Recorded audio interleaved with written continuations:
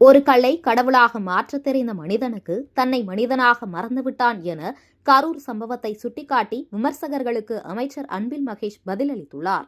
மதுரை உலக தமிழ் சங்கத்தில் தமிழ் முழக்கம், மேடை பேச்சு, ஆளுமை திறன் மேம்பாட்டு பயிற்சி பன்னாட்டு பயிலரங்கம் தொடக்க விழா நடைபெற்றது. இதில் பள்ளி கல்வித்துறை அமைச்சர் அன்பில் மகேஷ், மாவட்ட ஆட்சியர் பிரவீன்குமார் உள்ளிட்டோர் சிறப்பு அழைப்பாளராக பங்கேற்றனர்.